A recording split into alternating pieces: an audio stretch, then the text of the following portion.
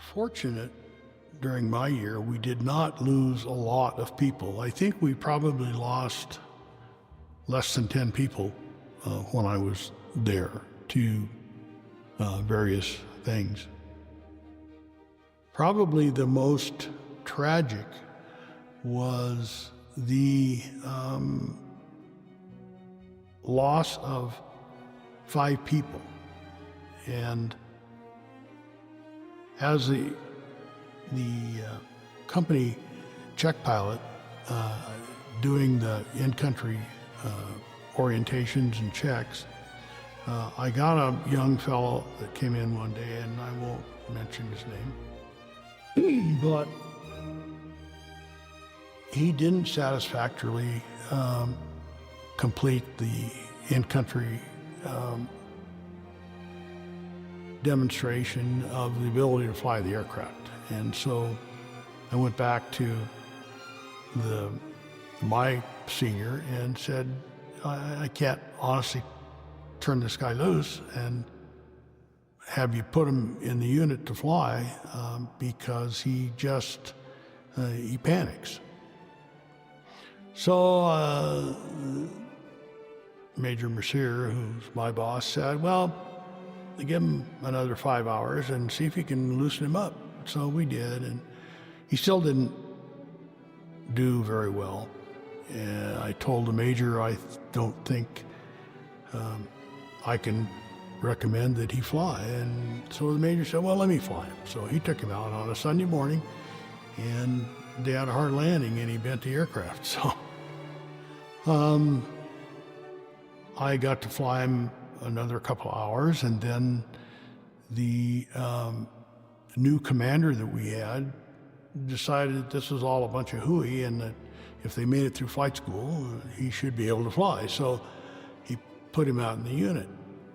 Well, I said, if you do that, make sure that you put him in an aircraft with a really strong aircraft commander, because he's still an unknown quantity.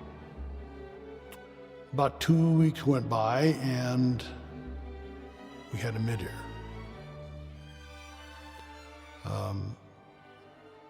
One of my 2 closest friends was flying as the aircraft commander, and he's a great pilot, but he's pretty laid back. And the guy that wouldn't turn loose was flying as his pilot. They'd completed an assault that day, and they were doing a company flyby just before landing. And they were flying formation. The pilot was flying cross panel and lost sight of the aircraft he was flying formation on, panicked, pulled a stick back, and ran into the aircraft behind him, mixed up rotor blades. The aircraft that had those 4 people in it crashed and burned. The other aircraft, which lost about 2 feet of its rotor, was able to keep the power on and pull all the power they could when they got really close to the ground and had a hard landing.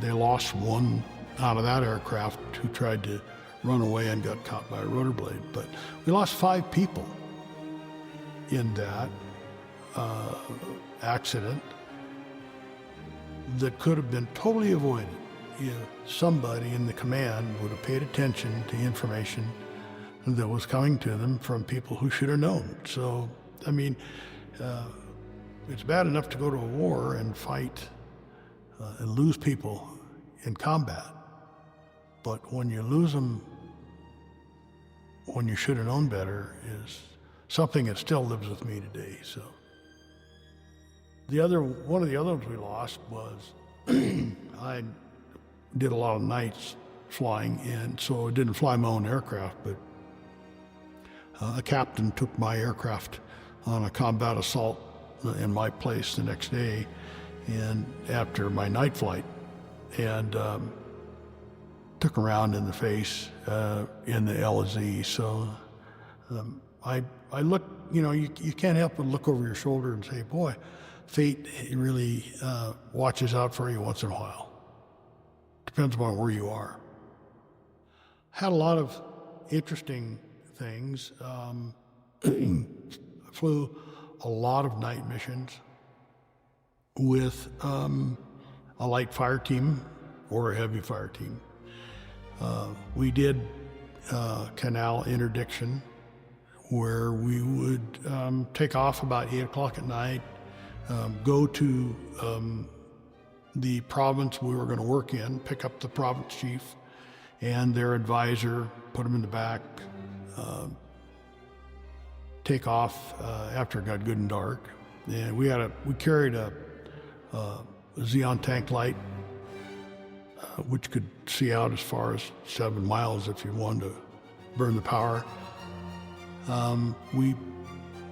I would fly as the aircraft commander and control the light and the radios and the mission, and we would check with the province chief in the back through the advisor, determine what areas they wanted checked and what areas we could free fire in and stuff. And we quite often found illegal canal traffic and got into some really interesting firefights. And when things would get too heavy, we would get on UHF and holler for Spooky 5-2 and have the DC-3 come in and cool the area down, if you will.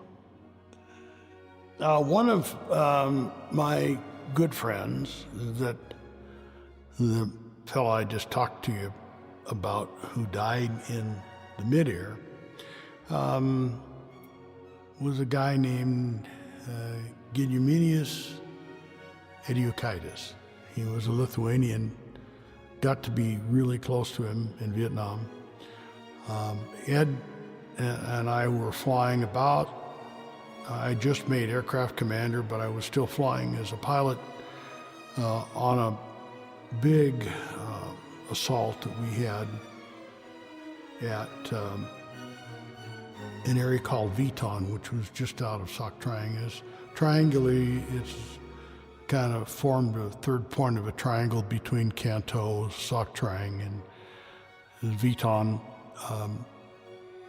We got up, everybody got sent out for regular ash and trash missions as a ploy. We didn't know it at the time. So we got about a quarter of the way to where we were going to go for our first pickup and got recalled. And everybody got recalled. So we got all these airplanes on the helicopters on the ground at Sac Triangle, and they shut us down, refueled us, and then loaded us up with Chinese nungs that they had brought in to the area. They evidently had intelligence. We didn't know what it was. Unfortunately, it wasn't the best intelligence, but we took this group of mercenaries and inserted them just out of Viton. We got the first load in, was fine. Went back and picked up another load out of Viton and took them in. What we didn't know was that they had put us they set the landing zone up in the center of a horseshoe-shaped defense by 3 North Vietnamese battalions that were operating in the area. And so on our second trip in, where they already had the first load trapped on the ground, they opened up.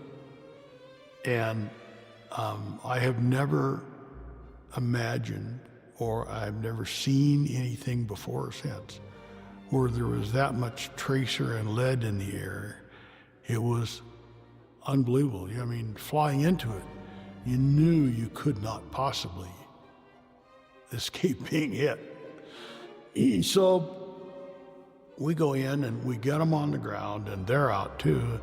And on takeoff, we took about 36 rounds.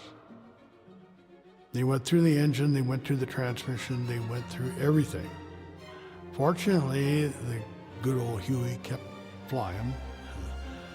Losing some power, had an engine fire and some other things, but I was able to get the aircraft to, when I was flying, Ed was talking. Our crew chief took a round in the chest, and he was screaming over the intercom. Ed was on the radio trying to get somebody to pay attention. And if anybody's been in a real combat situation, you learn that the first thing that goes is radio discipline. Everybody's calling for help at the same time, talking over everybody else. So anyway, I was able to get the aircraft, milk enough power out of it before I lost everything, to get it about a mile and a half out of the LZ and auto-rotated into a rice paddy. I grabbed a M60 and got a perimeter set up, and Ed and the gunner got the crew chief. Actually, he was flying in that position. He wasn't really a crew chief. He was a maintenance guy. Got him out of the aircraft, and somebody else came in and snagged him, put him up. We sat in the LZ, or out of the LZ, where the aircraft was, for approximately an hour, hour and a half, just defending the aircraft. And we had a light fire team go by once in a while to make sure we weren't getting encroached on. But we got out okay. But that was a real eye-opener. You find out in those situations what combat's really all about. Had another couple of instances that took place while I was there, but mostly I think I enjoyed flying at night because you don't get hit very often at night. It's difficult to target a single point of light. Did a lot of night missions. We had some really successful night missions. One of the special ops missions that I will remember is the other person who flew most of the night missions opposite me was a guy named Jack Grimmer. And Jack and I did most of the special missions we had one mission that I remember.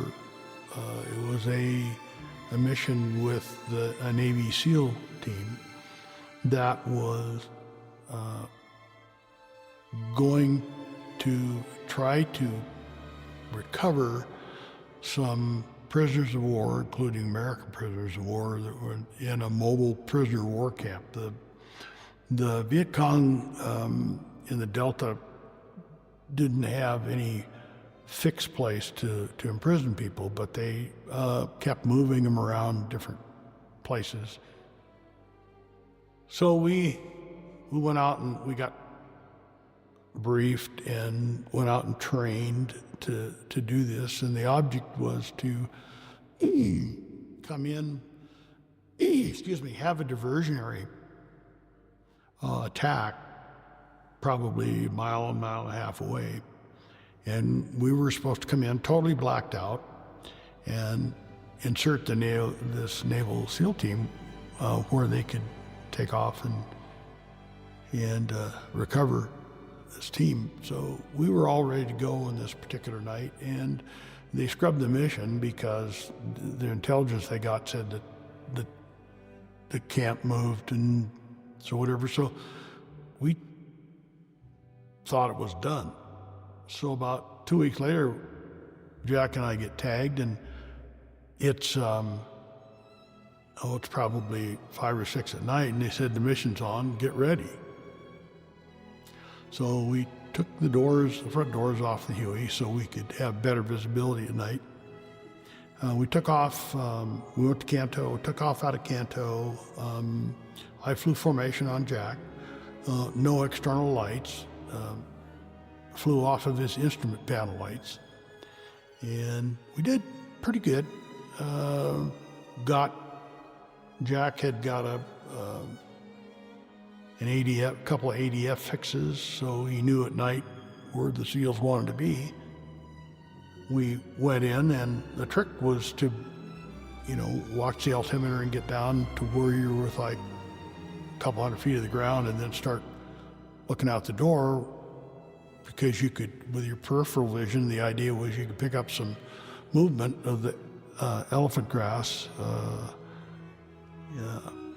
as the rotor wash caught it, and get an idea of where the ground was. So we did that, and it was really good. Everything was going really good till about 200 feet we hit fog.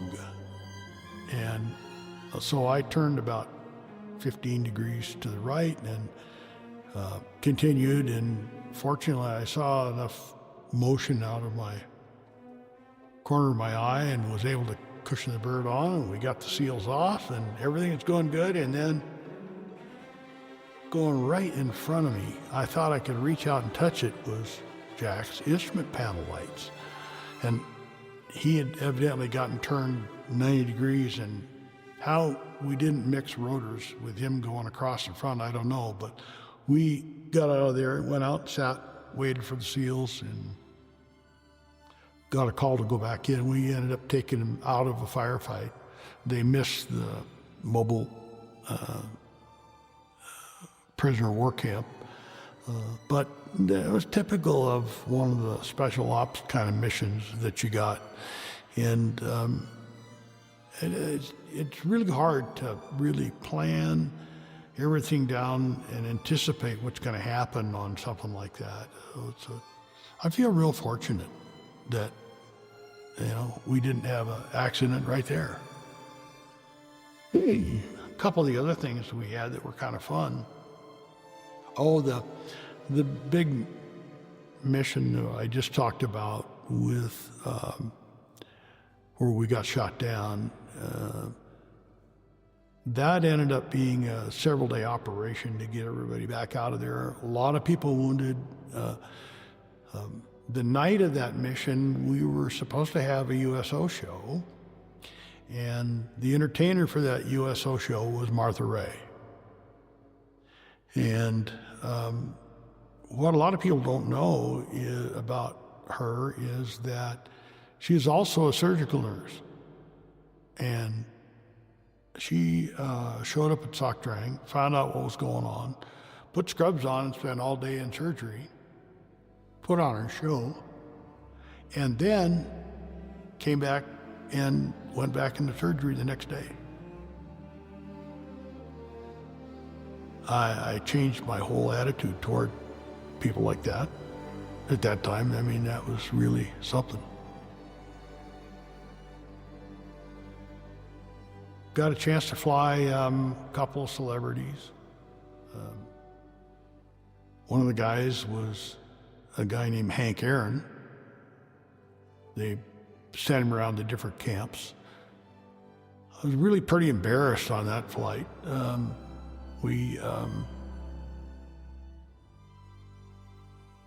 We'd gone into an outpost so that Hank could circulate around and meet everybody.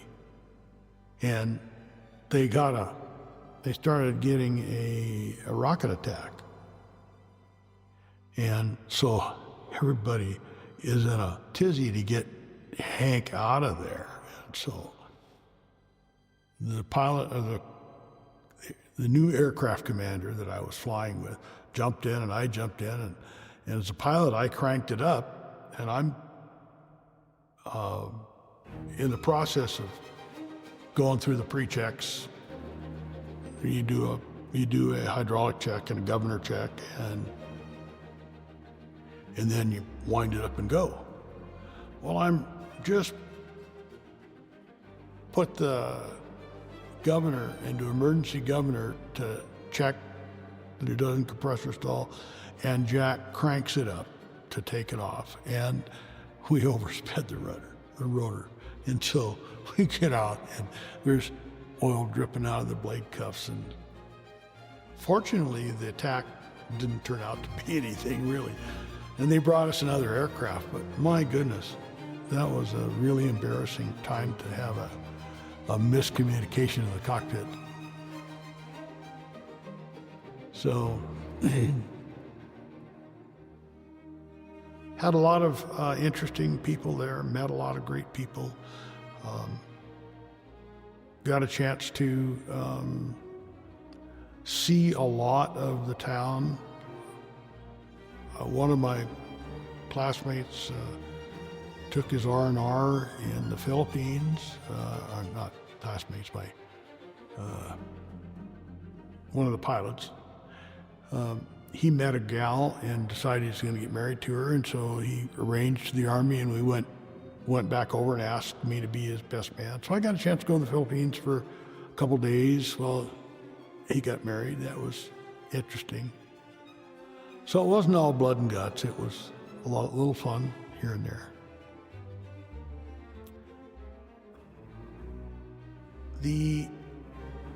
Probably the most emotional part of the thing was when I went home, the trip home.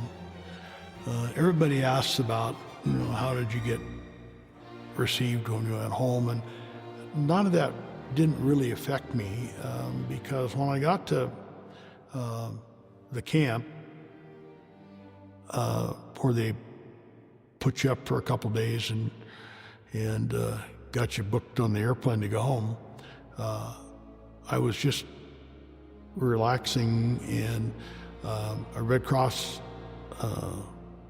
representative showed up and said, your grandfather's died, and we're going to try to get you on the first airplane home.